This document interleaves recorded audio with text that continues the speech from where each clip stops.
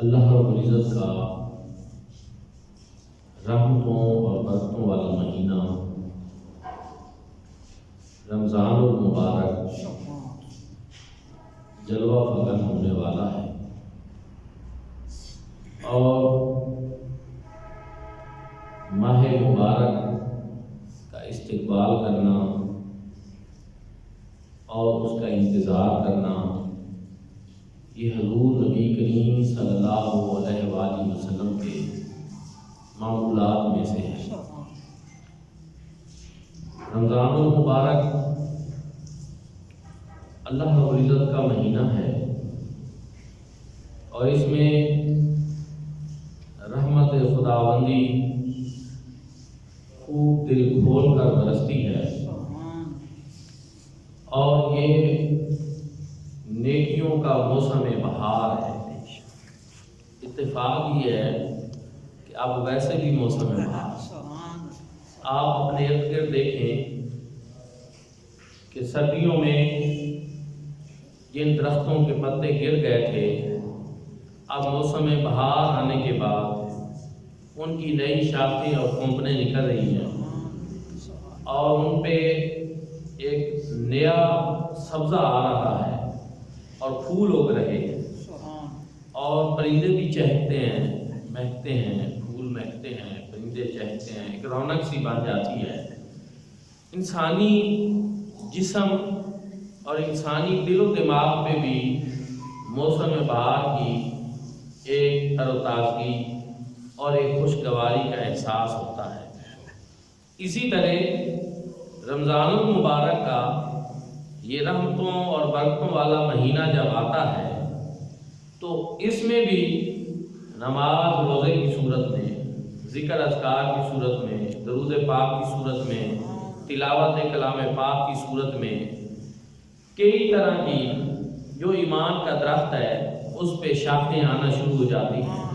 اس پہ کونپلیں لگ جاتی ہیں، اور اس پہ کئی طرح کے پھول کھل اٹھتے ہیں، اور ہر طرف اہل ایمان کے لیے ایک بہار کا سا سما ہوتا ہے۔ ہر طرف جدھر آپ کان لگائیں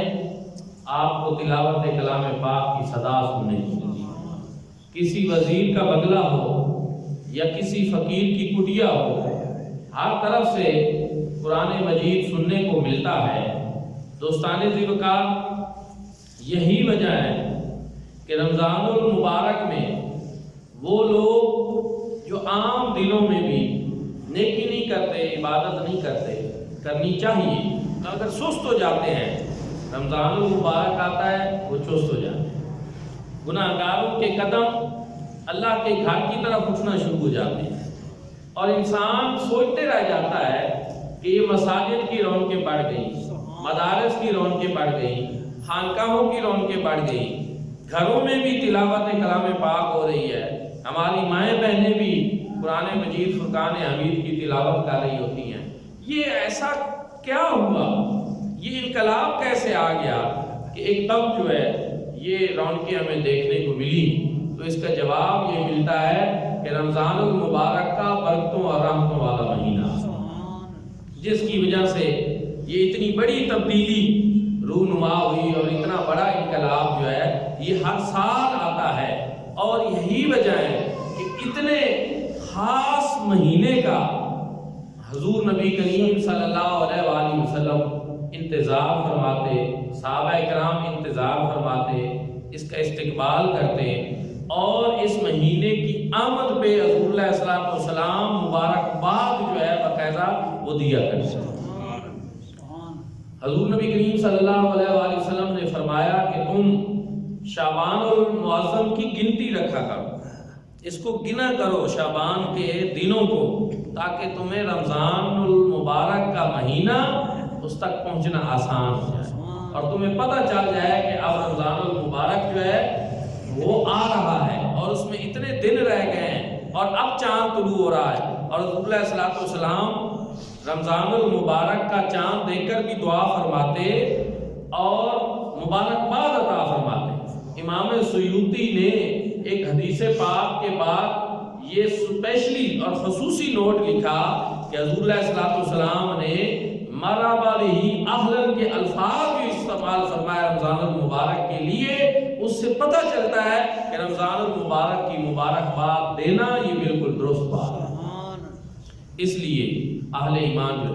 یہاں میں ایک فیس بک کی مبارکباد کا ذکر کرتا ہوں تو وہ بھی کہ وہ لوگ پوسٹ لگا دیتے ہیں کہ جی رمضان المبارک کے مہینے کی جو سب سے پہلے مبارکباد دے گا سیدھا جنت ہو جائے۔ ایسی بھی کوئی بات نہیں، یہ بھی ایک جو ہے سمجھ لیں کہ ایک زیادتی والی بات ہے اپنی طرف سے، ایسی روایات نہیں۔ البتہ یہ ہے کہ رمضان المبارک کی مبارکباد دینا ایک اچھا عمل ہے اور اس کی اثر جو ہے قوم حدیث طیبہ سے ملتی ہے۔ لیکن یہ بعض دفعہ آج کل چونکہ سوشل میڈیا ایسا ہے، ایک بے لگام سا سلسلہ ہے جس پہ جو کسی کا دل چاہتا ہے کسی کو بیٹھ کر جنت میں داخل کر دیتا ہے، کسی کو جہنم میں داخل، یہ بات بھی درست نہیں۔ پھر حضور نبی کریم صلی اللہ علیہ وآلہ وسلم نے صحابہ کرام کو شعبان المعظم کے آخری عشرہ میں خطاب فرمایا اور فرمایا تمہیں پتہ ہے کہ کون سی چیز تمہارا استقبال کرنے والی ہے اور تم کس چیز کا استقبال کرنے والے ہو؟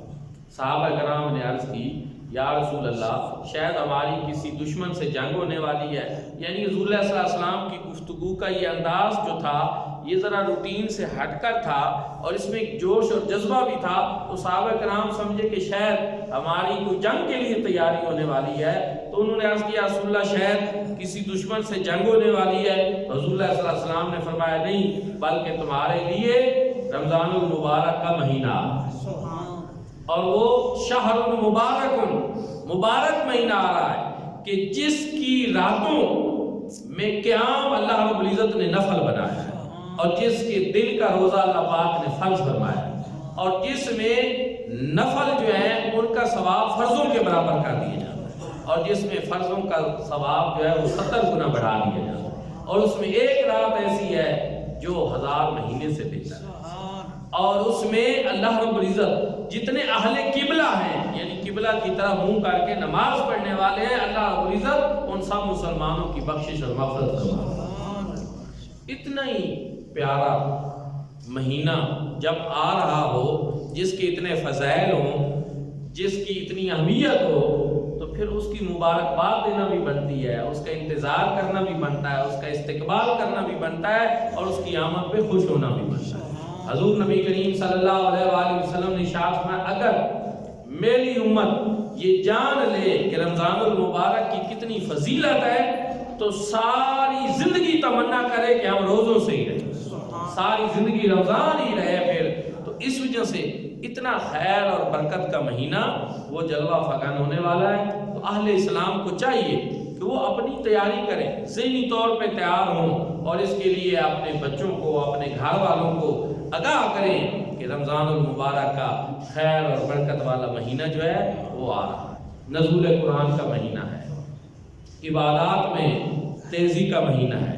رمضان المبارک میں کیا ہوتا ہے، جو عبادت میں سست ہوتے ہیں ان کو بھی ایک تیزی مل جاتی ہے۔ رمضان المبارک میں ہمارے جیسے گناہ گاروں کو بھی اپنے روٹھے ہوئے رب کو منانے کا جو ہے وہ ایک موقع مل جاتا ہے کہ ہم اپنے خالق اور مالک کی بارگاہ میں جھک جائیں اور گریہ کریں اور اس سے جو ہے اس کو منا لیں۔ لیکن بدقسمتی یہ ہے جیسے کہ میں نے پہلے عرض کیا کہ یہ مہینہ تو موسم بہار کی طرح ہے، لیکن اگر کوئی شخص صحرا میں بھی پیاسا مر جائے تو یہ بات سمجھ آتی ہے، اور اگر کسی کے گھر میں رات کے وقت گھوپ اندھیری رات ہو اور تاریکی ہو تو چلو یہ بات بھی سمجھ آتی ہے، لیکن اگر سامنے دریا بہ رہا ہو اور کوئی پیاسا مر جائے تو یہ کتنی عجیب بات ہے اور یہ کتنی بد نصیبی ہو، اور دن نصف نہار پہ چمک رہا ہو، آفتاب نصف نہار پہ چمک رہا ہو، دن چڑھا ہوا ہو اور کسی کے گھر میں پھر تاریکیاں ہوں، تو پھر یہ کتنی بدبختی کی بات ہے۔ رمضان المبارک کا رحمتوں اور برکتوں والا مہینہ بھی آ جائے اور نیکیوں کا موسم بہار بھی ہو اور پھر بھی کسی کا دل بجھا بجھا ہوا ہو، پھر بھی کسی کو مسجد آنا نصیب نہ ہو، پھر بھی کسی کی پیشانی اللہ کے حضور سر بسجود نہ ہو رہی ہو، تو پھر اس سے بڑا بدبخت اور کوئی۔ اللہ رب العزت نے یہ مہینہ بنایا ہے، گناہگار اس میں اپنے گناہوں کی بخشش اور مغفرت کروا دے۔ آپ دیکھیں رمضان جو ہے یہ رمضان سے مشتق ہے، لغوی طور پر بھی یہ رمضان سے مشتق ہے، اور رمضان کے معنی کیا ہیں؟ ایک اس کا مطلب ہوتا ہے جلا دینے والا اور مٹا دینے والا۔ تو علماء کرام نے کہا اس کا مطلب یہ ہے، اس کو رمضان المبارک اس وجہ سے کہتے ہیں کہ یہ گناہ گاروں کے گناہوں کو مٹا دیتا ہے اور جلا دیتا ہے۔ دوسری چیز رمضان کہتے ہیں موٹے قطروں والی تیز بارش کو، موسلادھار بارش جس کے بڑے موٹے قطرے ہوں، اور مطلب کیا ہے کہ وہ موٹے قطروں والی بارش تھوڑی دیر میں ہی آئے تو ہر طرف جل تھل کر دے۔ تو رمضان المبارک اس کو اس وجہ سے بھی کہا جاتا ہے، اس میں اللہ رب العزت کی رحمتیں اور برکتیں جو ہیں وہ موسلادھار بارش کی طرح برستی ہیں، اور وہ گناہگاروں کو جو ہے وہ ڈھانپ لیتی ہیں، اور انسانوں کو، مسلمانوں کو، اہل ایمان کو اس سے فائدہ پہنچتا ہے۔ دوستانی کا پھر ایک اور چیز بھی ہے، آپ نے مشاہدہ کیا ہوگا کہ وہ درخت جس کی جڑ سوکھ چکی ہو اور اس کا تنا سوکھ گیا ہو، اس پہ جتنی بارش برستی رہے وہ اس کو کوئی فائدہ نہیں دے سکتی۔ ایک وہ درخت کہ جس کا اوپر سے تنا خشک ہو بھی جائے لیکن اس کی جڑ ابھی سرسبز ہو، اس کے اوپر بارش آ جائے تو اس کو ایک نئی تازگی مل جاتی ہے، وہ پھر ہرا بھرا ہو جاتا ہے۔ یہاں بھی یہی ہے کہ جو اہل ایمان جن کے ایمان کی جڑ ابھی مکمل خشک نہیں ہوئی ہوتی، جب رمضان المبارک کی یہ رحمتوں کی برسات ہوتی ہے تو ان کے ایمان کا درخت جو ہے وہ پھر ہرا بھرا ہو جاتا ہے،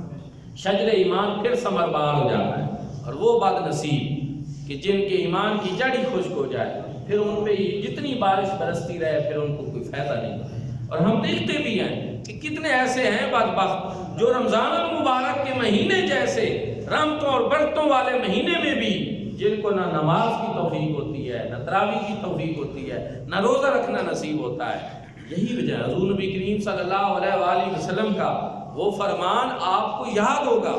کہ جب حضور صلی اللہ علیہ وسلم نے ممبر کی ایک سیڑھی پہ قدم رکھا تو فرمایا آمین، جب دوسری پہ قدم رکھا فرمایا آمین، جب تیسری پہ قدم رکھا فرمایا آمین۔ صحابہ کرام نے عرض کی یا رسول اللہ آپ نے آمین تو فرمایا لیکن ہمیں سمجھ نہیں آئی کہ کس بات پہ آپ نے آمین فرمائی ہے۔ تو آپ نے فرمایا کہ جبریل امین آئے اور انہوں نے یہ کہا کہ ہلاک ہو جائے وہ شخص کہ جس کے ماں باپ بوڑھے ہوں اور ان کی خدمت کر کے جنت نہ لے لے۔ تو میں نے کہا آمین۔ دوسرا، جس کے سامنے آپ کا نام نامی اس میں گرامی آئے اور وہ آپ پر درود نہ پڑے وہ شخص بھی ہلاک ہو جائے۔ تو میں نے کہا آمین۔ اور تیسرا کہ وہ شخص جو رمضان المبارک کے روزے پائے اور اپنی بخشش اور مغفرت کا سامان نہ کر سکے تو وہ شخص بھی ہلاک ہو جائے۔ تو میں نے کہا آمین۔ آپ مجھے بتائیں اور ذرا دل پہ ہاتھ رکھ کے بتائیں کہ وہ بات کہ جو جبریل امین کہہ رہے ہوں اور اس پہ آمین حضور علیہ الصلوۃ والسلام فرما رہے ہوں تو پھر اس بات کے یقینی ہونے میں کوئی شک رہ جاتا نہیں ہے۔ اس لیے میں نے کہا کہ جو رمضان المبارک جیسے مہینے میں بھی اپنی بخشش کا سامان نہیں کرتے، اللہ رب العزت کے حضور حاضر نہیں ہوتے اور اپنی جو ہے بخشش کے لیے کوئی کوشش نہیں کرتے، رب کی رحمتوں سے اپنے آپ کو جو ہے وہ شامل حال اس میں نہیں کرتے، تو پھر ان کا کیا حال ہوگا؟ بدبختی ہے، پھر ہلاکت ہے، پھر تباہی ہے۔ اس لیے رمضان المبارک کی یہ بابرکت ساتیں جب جلوہ فکن ہو رہی ہیں تو اہل ایمان کو ابھی سے ذہنی طور پہ تیار کوشش کرنی چاہیے۔ حضور نبی کریم صلی اللہ علیہ وآلہ وسلم نے پھر جو اپنے خطبے میں رمضان المبارک کی فضیلت بیان فرمائی، جو ارشاد فرمایا کہ رمضان المبارک کا مہینہ وہ مہینہ ہے اذا جاء رمضان فتحت ابواب السماء، جب رمضان کا مہینہ آتا ہے اللہ پاک آسمانوں کے دروازے کھولتے ہیں۔ پھر ہے فی روایت فتحت ابواب الجنہ، ایک روایت میں جنت کے دروازے کھول دیے جاتے ہیں، وغلقت ابواب جہنم، اور جہنم کے دروازے بند کر دیے جاتے ہیں، وسلسلۃ الشیاطین، اور شیطانوں کو بھی زنجیروں کے اندر جکڑ دیا جاتا ہے۔ اب ذرا اس کو سوچیں کہ جنت کے دروازے کھولنے کا مقصد کیا ہے، کیوں کھولے جا رہے ہیں؟ آپ دیکھیں آپ کا کوئی قریبی دوست عزیز تعلق والا آ رہا ہو تو آپ کیا کرتے ہیں، اپنی بیٹھک کا دروازہ اس کے لیے پہلے سے کھول دیتے ہیں،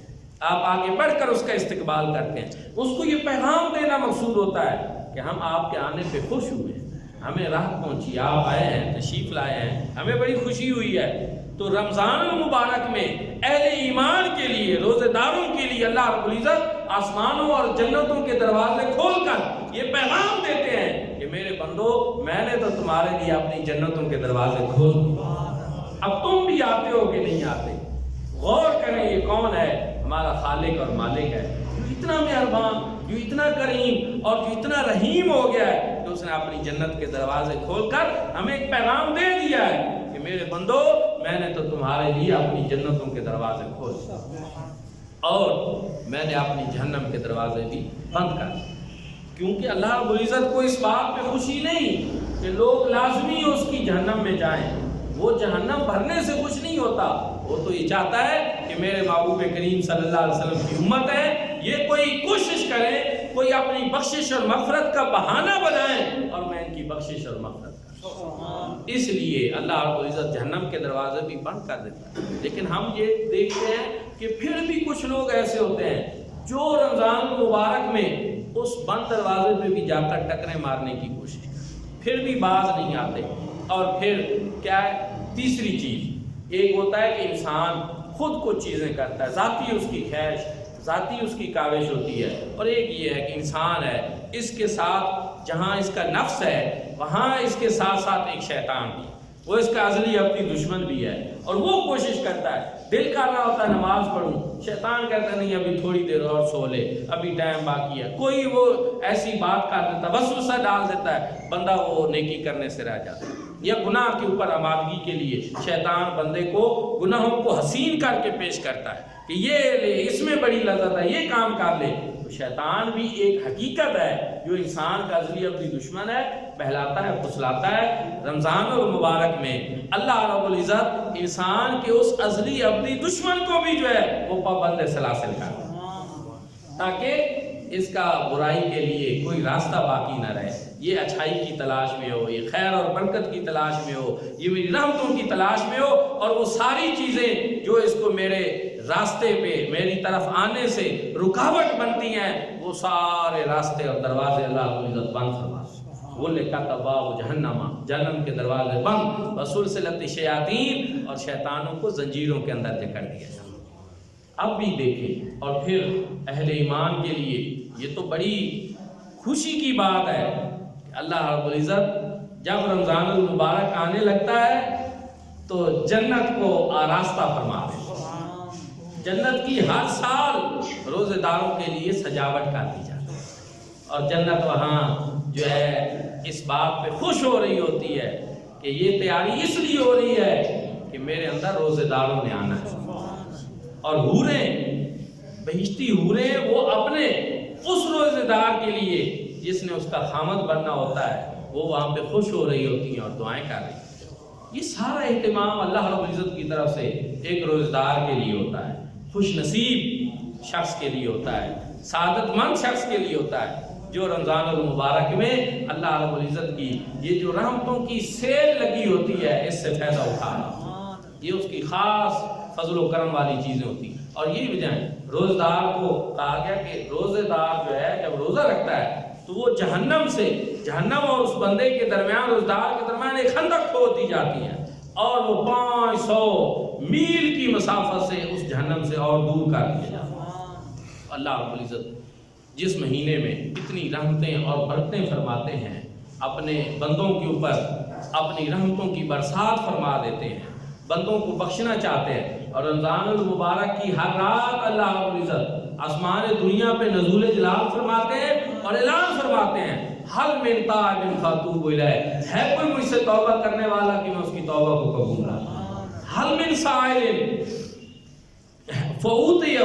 ہے کوئی سوال کرنے والا کہ میں اس کو عطا کروں، حل من مستغفر فاغفر لہ، ہے کوئی مجھ سے مغفرت کا طلبگار کہ میں اس کا دامن مغفرت سے مانگوں۔ دیکھیں کرم نوازی کی انتہا ہے، بندہ پروری کی انتہا ہے کہ وہ خالق اور مالک اس کی رحمت صدا لگا رہی ہے، میرے بندے میرے دروازے میں آ جا، میری بارگاہ میں آ جا، مجھ سے مغفرت طلب کر، میں تجھے بخشنا چاہتا ہوں، تو توبہ کر، میں تیری توبہ قبول کرنا چاہتا ہوں، اور تو مجھ سے مانگ، میں تجھے دینا چاہتا ہوں۔ لیکن پھر بھی لوگ جو ہیں وہ اس سے فائدہ نہیں اٹھاتے، تو ہم سب کو چاہیے کہ رمضان المبارک آ رہا ہے، ہم تیاری کریں، ذہن بنا لیں، اس مرتبہ قرآن مجید پورا سننا ہے، اس مرتبہ نماز تراویح بھی پڑھنی ہے، نماز نہیں قضا ہونے دینی، اور اضافی عبادات بھی کرنی ہے، کیونکہ ثواب جو ہے کیا وجہ ہے لوگ رمضان شریف میں زکوٰۃ کیوں زیادہ دیتے ہیں، عبادات کیوں زیادہ کرتے ہیں، جب بتا دیا کہ نفلوں کا ثواب فرضوں کے برابر اور فرضوں کا ثواب 70 گنا بڑھا دیا، تو اب چاہیے نا کہ اس موقع سے انسان فائدہ اٹھائے۔ ہماری زندگی جو ہے اس میں ہم نے کتنی نیکیاں کی، پہلے ہی نیکیوں کا سلسلہ ہمارا اتنا اچھا نہیں، عمل کوئی نہیں، ذات راہ پاس نہیں، اور پھر جب ایسا اللہ رب العزت کا کرم اور اس کی رحمت وہ جوش میں آ جائے اور اپنے جوبن پہ ہو، تو پھر بھی انسان ایسی کوشش اور کاوش کیوں نہ کرے۔ دوستان زکوٰۃ، اور پھر ایک اور بات بھی ہے، میں ضرور کہوں گا کہ جو حفاظ کرام تراویح میں سناتے ہیں، آپ کبھی بھی ان کو یہ نہ کہا کریں کہ سپیڈ اور بڑھا دیں، جلدی قرآن پڑھیں اور نہ کوئی سمجھ آئے، یہ بات درست نہیں ہے۔ رمضان المبارک میں قرآن پاک محبت سے سنیں، ذوق اور شوق سے سنیں۔ جو لوگ اس چکر میں رہتے ہیں کہ ہم نے وہاں تراویح پڑھنی ہے جو ٹائم کم لگاتا ہے، میں سمجھتا ہوں کہ ان کو غور کرنا چاہیے، یہ ٹھیک بات نہیں ہے۔ زیادہ لگ جائے ٹائم تو کیا حرج ہے، قرآن سنیں، توجہ سے سنیں، ہو سکتا ہے قرآن پاک کی کوئی آیت جو ہے وہ آپ کے دل کے اوپر اثر کرے، ہو سکتا ہے قرآن پاک کی کوئی آیت مبارکہ آپ کے دل کی دنیا بدل دے۔ تاریخ میں صدیوں سے ایسے واقعات جو ہیں ان سے تاریخ بھری پڑی ہے کہ قرآن کے ایک جملے نے اور ایک حرف نے کسی انسان کی زندگی کی کایا پلٹ۔ اس لیے آپ سب لوگ جو ہیں دل سے اور محبت سے قرآن پاک سنیں۔ قرآن پاک سننا یہ بھی فائدہ دیتا ہے، قرآن مجید فرقان حمید پڑھنا یہ بھی فائدہ دیتا ہے، اور پڑھ کر سن کر عمل کرنا یہ تو زیادہ فائدہ دیتا ہے۔